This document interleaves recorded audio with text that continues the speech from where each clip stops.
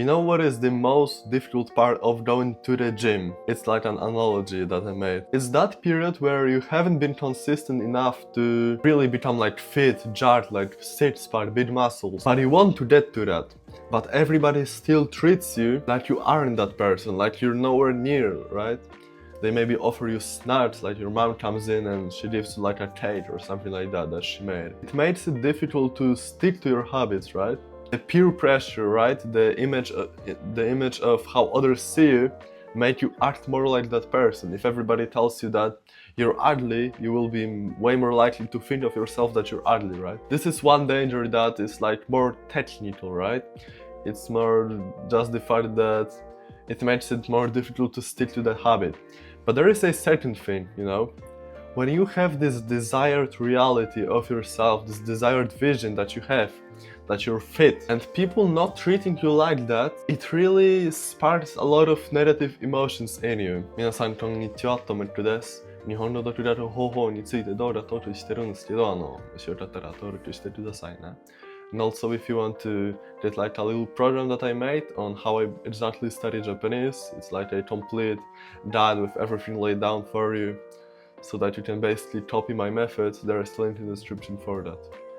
それでは it used to be very easy to like make me angry, you know, and it was especially annoying when people would treat me as a version of myself that I didn't like want to feel like I was the youngest guy in my class, right? And that by itself is pretty difficult, but I was kind of mature for that age because I was always around people like 1 year older than me.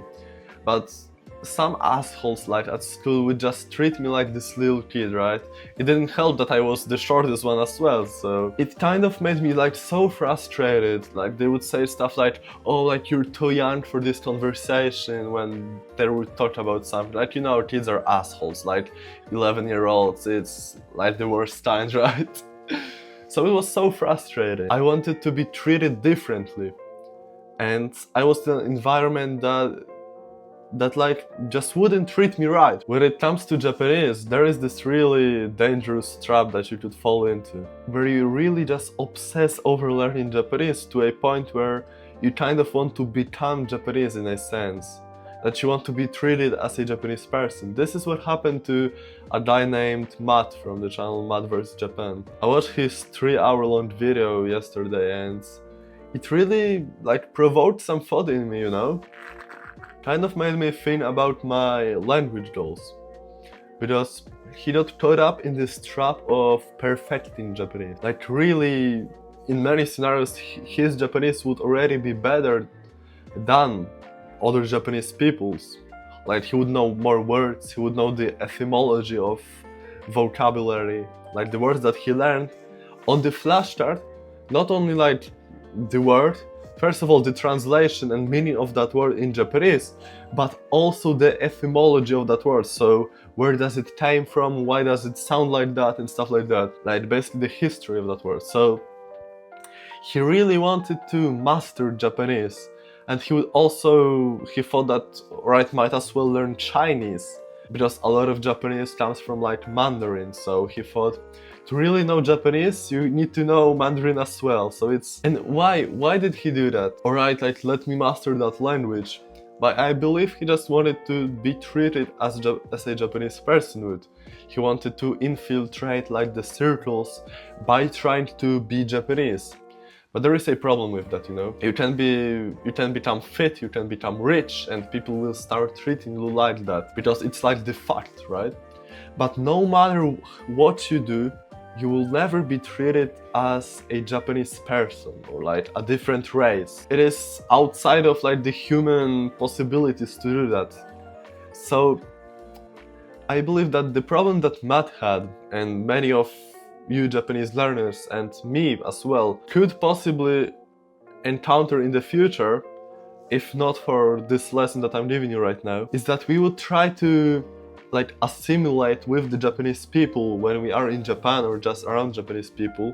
Of course we speak Japanese, so that's awesome, but people kinda want to see you as the person that they want to see you. So the Japanese person, when you're like a white guy, right? They want to see you as the white guy who speaks Japanese and not the Japanese guy, right?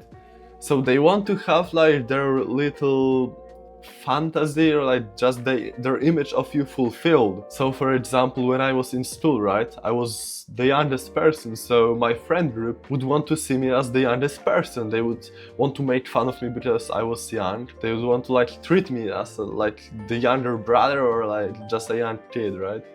So when I tried to act differently to that, it made them like really push that agenda onto me even more. If you've been fat your whole life, people are used to treating you like a fat person, so it's kind of difficult for them to change that image of you to the one of like a fit person, right? So whereas in these examples, right, you can actually change who you are. You can become fit, you can get like rich, you can become more mature, but you will never be Japanese, no matter how hard you try.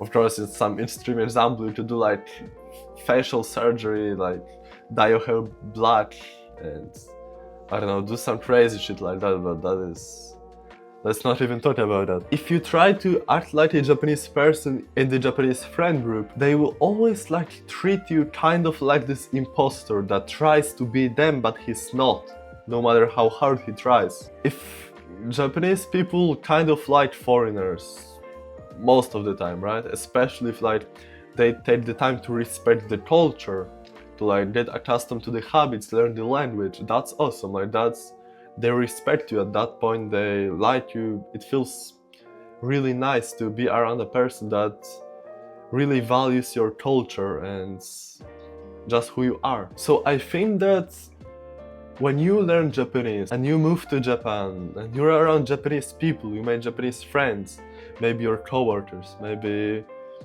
somebody at a club, or like maybe your partner is Japanese and you try to get along well with their family. Do not try to make them treat you like a Japanese person, because you're not. I think you should just lean more into this archetype of being this foreigner that really likes Japan and speaks Japanese. Then like they will see you as this foreigner and you actually like see yourself as well as the foreigner, so you're not even lying to yourself, and it's like alright at this point. If I met somebody who was like trying to be Polish, let's say, I wouldn't like hate on them, but it would just be kinda cringe, you know?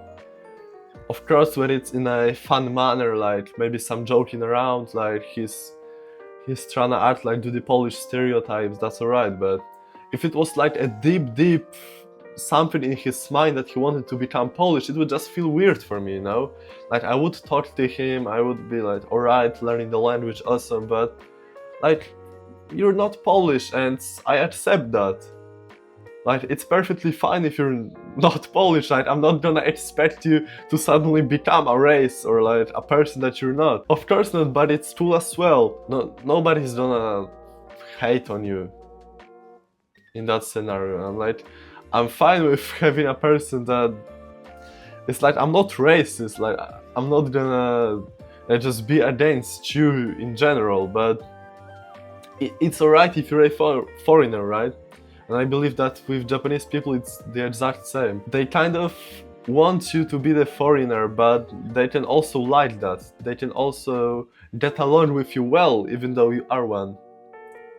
Of course, they will kind of accustom themselves to your habits, or maybe the stuff that you're not yet like familiar with in terms of culture, but like they should be fine with that, okay? Like no, they shouldn't expect you to know everything, right? People should be able to blend with each other no matter like their differences in that sort. There is many foreigners that are like famous in Japan and like respected and liked even, that have like Japanese families, like Japanese girlfriends, boyfriends, friend groups that are going on like TV and being social public figures, and it's completely fine that they're not Japanese, just it's just not who they were born as. They know the language pretty like fluently, they know the culture to some extent, and it's alright. Let them be like that, like forever basically. I feel like if you get into this trap that Matt probably did, I mean, I'm sure he's like out of that already, but you can get into that depressed period of life where you want to be treated differently, and constantly, you're just like reassured that you're not the person that you want to be. Like, honestly, accept the fact, be who you are in that term. Of course, improve yourself. Of course, don't accept who you are in terms of like low standards. So in that, like, improve yourself as much as you want, but just learn Japanese, it's alright, people will gonna love you and appreciate that as well. If you want to get my little program that I made on basically becoming the person that learns Japanese, so it's like, doesn't really require that much discipline. I kind of named one of the courses on it Become Japanese, but it's more in terms of like language, become fluent in Japanese, not like the cultural assimilation about which I spoke in this video. So you might want to check that out, I think it's really good. So thanks for watching, see ya!